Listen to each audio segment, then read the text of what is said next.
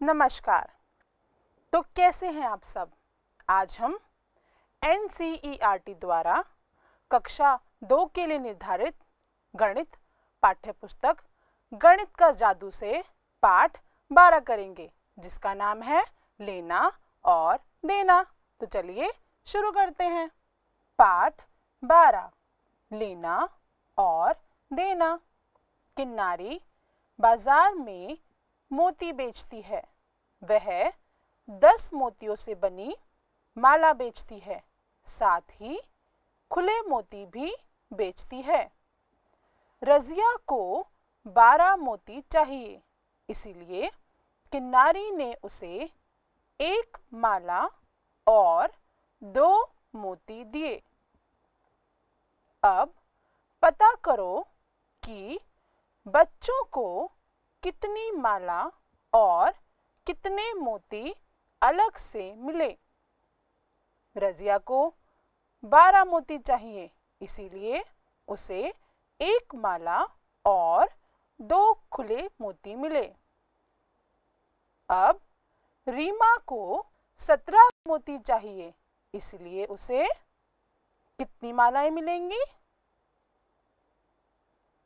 शाबाश, उसे 1 माला और 1, 2, 3, 4, 5, 6, 7 और 7 खुले मोती मिलेंगे। तो चलिए अब पता करते हैं आरिफ को कितनी मालाएं और कितने खुले मोती मिले। आरिफ को 24 मोती चाहिए, तो उसे 1, 2, 2 मालाएं और 1, 2, 3, 4, 4 खुले मोती मिलेंगे। तो इसी तरह हम सोनू और सिमर को कितने मालाएं और मोती मिले इसका पता लगाएंगे। सोनू को 35 मोती चाहिए और सिमर को 31। तो चलिए पता लगाइए। शाबाश, सोनू को 3 मालाएं और 5 मोती मिलेंगे। इसी तरह सिमर को 3 मालाएं और 1 मोती मिलेगा। तो चलिए आगे बढ़ते हैं। रजिया और रीमा ने कुल मिलाकर कितने मोती लिए? रजिया के पास 1 माला और 2 मोती हैं। रीमा के पास 1 माला और 7 मोती हैं। तो आइए पता लगाते हैं दोनों को कुल कितनी मालाएं और मोती मिले। एकदम ठीक। तुम इसको ऐसे भी लिख सकते हो। रजिया को 1 माला और 2 मोती मिले और रीमा को 1 माला और 7 मोती मिले। तो चलिए पता लगाएं। सबसे पहले हम खुले मोतियों को एक साथ गिन लेते हैं। 2 जमा 7 हुआ 9। अब हम एक साथ सभी मालाओं को गिनते हैं। 1 जमा 1 हुए 2। इसी तरह रजिया और रीमा को कुल 29 मोती मिले। मैं समझ गई। रजिया और रीमा के पास कुल मिलाकर 2 मालाएं और 9 मोती हुए। यह सही है। रजिया और रीमा के पास कुल मिलाकर 29 मोती हैं। तो चलिए आगे बढ़ते हैं। अभ्यास का समय। पता करने की कोशिश करो कि रजिया और सोनू ने कितने मोती लिए? रजिया के पास एक माला और 2 मोती है। रीमा के पास 3 माला और 5 मोती हैं। तो हम सबसे पहले दोनों के मोतियों को गिनेंगे। 2 जमा 5 हुआ 7। शाबाश। अब हम दोनों की मालाओं को गिनेंगे। 1 जमा 3 हुए 4। शाबाश। रजिया और सोनू ने कुल 47 मोती लिए। बहुत अच्छे। चलिए अब आगे बढ़ते हैं। एक माला और रीमा और आरिफ के मोती। रीमा को एक माला और 7 मोती मिले तथा आरिफ को 2 माला और 4 मोती मिले। तो चलिए अब पता लगाते हैं दोनों को कुल मिलाकर कितने मोती मिले। 7 जमा 4 हुए 11। यहाँ 11 खुले मोती हैं। अब मैं यहाँ क्या लिखूं? क्या आप बता सकते हैं हम इसे कैसे लिखेंगे?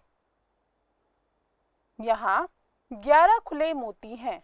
अब मैं यहाँ क्या लिखूं? क्या आप मुझे बता सकते हैं यहाँ कैसे लिखा जाए?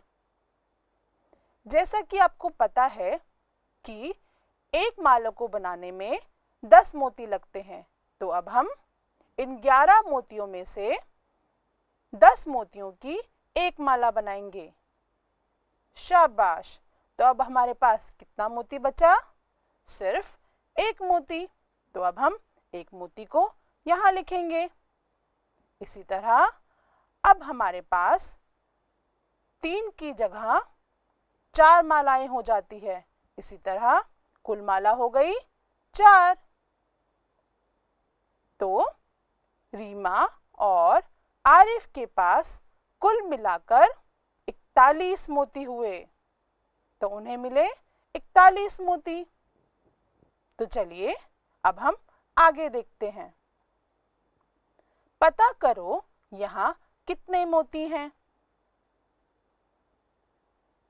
क में रीमा को 1 माला और 7 मोती मिले तथा सोनू को 3 मालाएं और 5 मोती मिले। तो चलिए पता लगाते हैं दोनों के पास कुल कितने मोती हैं। 7 जमा 5 हुए 12। तो क्या हम यहाँ 12 लिखेंगे? नहीं, हम 12 मोतियों में से 10 मोतियों की एक माला बनाएंगे। तो हमारे पास कितने खुले मोती बचे? 2 और एक नई माला बनी तो वह आ गई यहाँ। तो चलिए अब हम सभी मालाओं को जोड़ते हैं। 1 जमा 1 जमा 3 हुए 5। शाबाश। रीमा और सोनू को कुल 52 मोती मिले। तो चलिए आइए अब हम आरिफ और रजिया के मोती गिनते हैं। आरिफ को 2 मालाएं और 4 मोती मिले। रजिया को 1 माला और 2 मोती मिले। तो चलिए आइए गिनते हैं दोनों को कितने मोती मिले। 4 जमा 2 हुए 6। इसी तरह अब हम आरिफ और रजिया की मालाएं गिनेंगे। 2 जमा 1 हुए 3। तो आरिफ और रजिया को कुल 36 मोती मिले। शाबाश। चलिए अब हम आगे बढ़ते हैं। कितने ज्यादा मोती हैं? इसमें हम पता लगाएंगे किसको किससे ज्यादा मोती मिले। सबसे पहले हमें पता लगाना है सोनू को आरिफ से कितने ज्यादा मोती मिले। सोनू को 3 मालाएं और 5 मोती मिले। आरिफ को 2 मालाएं और 4 मोती मिले। तो चलिए पता लगाते हैं किसके मोती ज्यादा हैं। इसके लिए हम क्या करेंगे, हम 5 मोतियों में से 4 मोतियों को घटाएंगे। 5 घटा 4 हुए 1। इसी तरह हम 3 मालाओं में से 2 मालाओं को घटाएंगे। 3 घटा 2 हुए 1। तो सोनू के पास आरिफ से 11 मोती ज्यादा हैं। तो चलिए इसी तरह से अब हम आरिफ और रजिया में पता करें कि किसको ज्यादा मोती मिले। आरिफ को 2 मालाएं और 4 मोती मिले। रजिया को 1 माला और 2 मोती मिले। तो चलिए सबसे पहले हम 4 में से 2 को घटाते हैं। 4 घटा 2 हुए 2। इसी तरह अब हम 2 में से 1 को घटाएंगे। 2 घटा 1 बचा 1। शाबाश, आरिफ के पास रजिया से 12 मोती ज्यादा हैं। बहुत अच्छे, आपने बहुत अच्छा किया। तो चलिए अब हम आगे बढ़ते हैं। सिमर के पास रीमा से कितने मोती ज्यादा हैं? सिमर के पास 3 मालाएं और 1 मोती है। रीमा के पास 1 माला और 7 मोती है। सिमर के पास 31 मोती हैं और रीमा के पास 17 मोती। तो आइए अब हम 1 मोती में से 7 मोती घटाएंगे। क्या ये हम कर सकते हैं? पर हम 1 मोती में से 7 मोती कैसे निकालें? तो चलिए आगे देखते हैं। हम सिमर की 1 माला को खोल देते हैं। तो अब सिमर के पास हुए 11 मोती और 1 माला कम करने पर उसके पास बची 2 मालाएं। तो अब सिमर के पास 11 मोती और 2 मालाएं हैं। तो चलिए अब हम 11 में से 7 को घटाते हैं। 11 घटा 7 हुए 4। आइए अब हम 2 मालाओं में से 1 माला को घटाते हैं। 2 घटा 1 हुआ 1। शाबाश, सिमर के पास रीमा से 14 मोती ज्यादा हुए। अभ्यास का समय। तो अभी तक हमने जो कुछ भी सीखा उसी के आधार पर आप भी इन प्रश्नों को खुद करके देखेंगे। तो चलिए आइए अब हम इन प्रश्नों को पढ़ते हैं। प्रश्न 1, तनीषा के पास 17 पेंसिल हैं। सिया के पास 25 पेंसिल हैं। कुल मिलाकर कितनी पेंसिलें हैं? तो यहाँ पे आपको बताना है तनीषा और सिया के पास कुल कितनी पेंसिलें हैं। प्रश्न 2, मुनीजा की कक्षा में अंग्रेजी कहानियों की 13 किताबें हैं और हिंदी की 22 हैं। कुल मिलाकर कितनी कहानी की किताबें हैं? तो आपको इसमें कुल किताबें बतानी हैं। प्रश्न 3, साक्षी के पास 23 फल थे, उसने 15 फल खा लिए, उसके पास कितने फल बचे?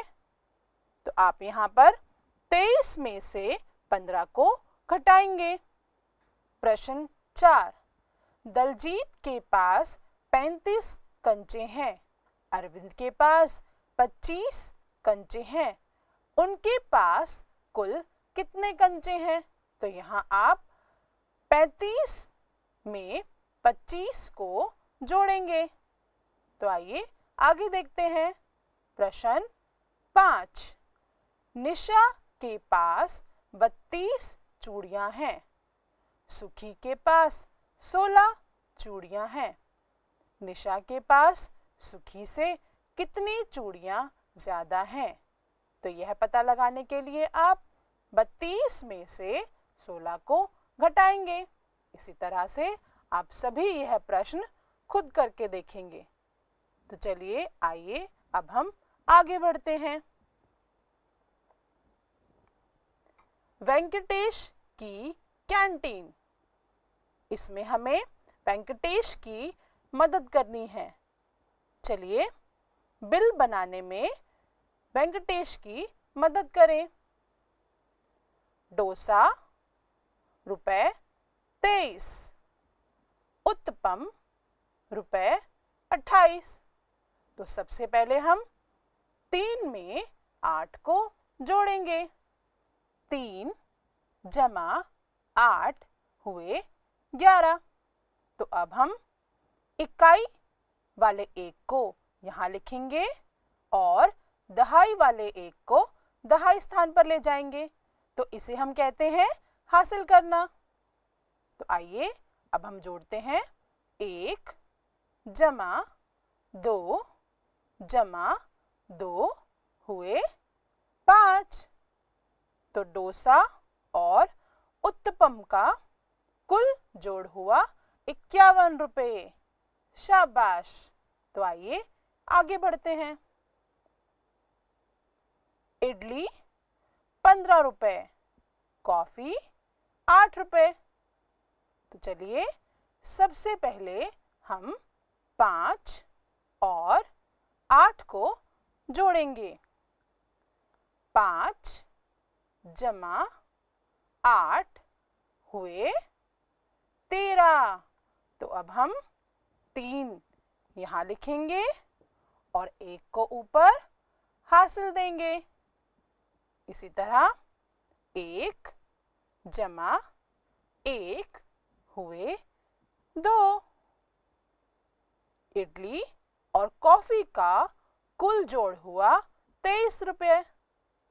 तो आइए अब हम आगे देखते हैं।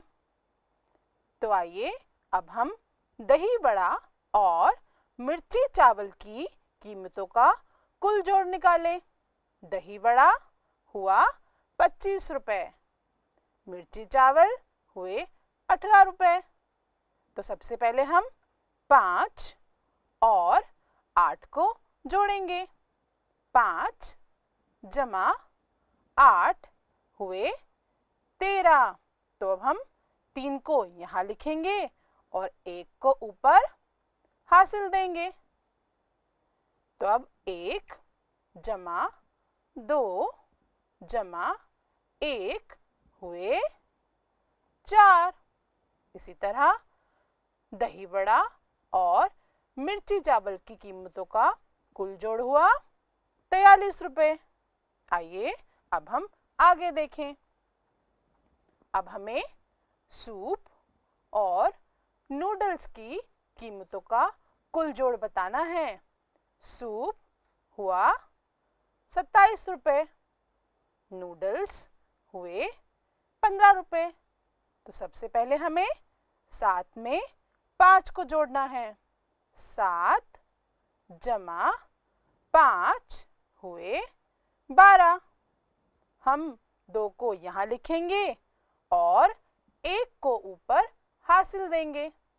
तो आइए अब हम 1 जमा 2 जमा 1 करते हैं। तो यह हुआ 4 रुपए। तो सूप और नूडल्स की कुल कीमत हुई 42 रुपए। बहुत अच्छे। आइए आगे बढ़ते हैं। चलो अब कुछ खरीदें। यह लड़की अब दोबारा दुकानदार के पास जाती है और दुकानदार अंकल कहते हैं, ओह लगता है तुम्हें दोबारा गृह कार्य मिला है। लड़की कहती है, नहीं, इस बार मुझे 8 पेंसिलें और 5 रबड़ खरीदनी है। तो दुकानदार अंकल कहते हैं, जरूर, पेंसिलें 16 रुपए की और रबड़ 15 रुपए की हैं। तो लड़की कहती है, ओह 16 रुपए का मतलब एक 10 रुपए का नोट और 6 1 रुपए के सिक्के। तो आइए अब हम पता लगाएं 16 जमा 15 कितने हुए। तो सबसे पहले हम 6 जमा 5 करेंगे। तो 6 जमा 5 हुए 11। तो अब हम 1 यहाँ लिखेंगे और 1 ऊपर हासिल देंगे। इसी तरह 1 जमा 1 जमा 1 हुए 3। तो अब लड़की को 31 रुपए देने हैं। तो वह लड़की कहती है, मुझे तुम्हें 31 रुपए देने हैं, लेकिन मेरे पास 40 रुपए हैं। तब दुकानदार अंकल कहते हैं, तो पता करो तुम्हें कितने पैसे वापस मिलेंगे। तो चलिए आइए अब हम 40 में से 31 को घटाते हैं। तो चलिए आइए अब हम 0 में से 1 को घटाते हैं। क्या हम 0 में से 1 को घटा सकते हैं? नहीं। जैसा कि हमें पता है, 1 10 का नोट 10 1 के सिक्कों के बराबर होता है। इसलिए अब हम यहाँ पर 10 1 के सिक्के लेंगे। तो अब यहाँ बचेंगे 3 नोट। तो आइए अब हम 10 में से 1 को घटा करें। 10 में से 1 को घटाने पर आएगा 9 और 3 10 के नोटों में से 3 10 के नोट घटाने पे आएगा 0। तो इसी तरह 40 में से 31 को घटाने पर हमें मिला 9 रुपए। तो अब यह लड़की कहती है, मुझे 9 रुपए वापस मिलेंगे। आइए अब हम आगे बढ़ते हैं। अभ्यास का समय। प्रश्न 1। शेखर के पास 32 रुपए हैं। उसने 17 रुपए की गेंद खरीदी। उसके पास कितने रुपए बाकी बचे? तो चलिए आइए इसी तरह हम यह भी पता लगाते हैं। 32 में से 17 घटाने पर, तो सबसे पहले हम 2 में से 7 को घटाएंगे। क्या हम 2 में से 7 को घटा सकते हैं? नहीं। इसके लिए अब हम 3 नोटों में से एक 10 के नोट की जगह 10 1 के सिक्के लेंगे। इसी तरह हमारे पास हो जाएंगे 12 सिक्के और यहाँ बचेंगे सिर्फ 2 10 के नोट। तो चलिए आइए अब 12 में से 7 को घटाते हैं। 12 में से 7 को घटाने पर हमारे पास आएगा 5। इसी तरह 2 में से 1 को घटाने पर हमें मिलेगा 1। तो बताइए शेखर के पास कितने रुपए बाकी बचे? शाबाश, उसके पास 15 रुपए बाकी बचे। जैसा कि आपने देखा, हम छोटी संख्या में से बड़ी संख्या को नहीं घटा सकते, इसके लिए हमने दहाई स्थान से 1 को उधार लिया और यहाँ पर 1 कम होने पर 2 आ गया। इसी तरह हमने फिर 12 में से 7 को घटा किया तो आया 5 और यहाँ 2 में से 1 को घटा किया तो आया 1। हम इस तरह से भी घटा के प्रश्नों को कर सकते हैं। तो आइए अब हम आगे बढ़ते हैं। अभ्यास कार्य। अभ्यास कार्य। तो आइए अब हम इस प्रश्न को पढ़ते हैं। साक्षी के पास 23 फल थे। उसने 15 फल खा लिए। उसके पास कितने फल बचे? तो आपको यहाँ पे 23 में से 15 को घटा करना है। जैसा कि आपने अभी तक सीखा उसी के आधार पर आप भी इस प्रश्न को करके देखिए। तो आज के इस अध्याय में हमने 2 अंकों की संख्याओं को जोड़ना और घटाना सीखा और इसका इस्तेमाल हम लेन और देन में भी कर सकते हैं। इसी से संबंधित हमने कुछ प्रश्नों को हल भी किया। तो आप भी अपनी पाठ्य पुस्तक में दिए गए अन्य प्रश्नों को हल कर सकते हैं। तब तक के लिए नमस्कार।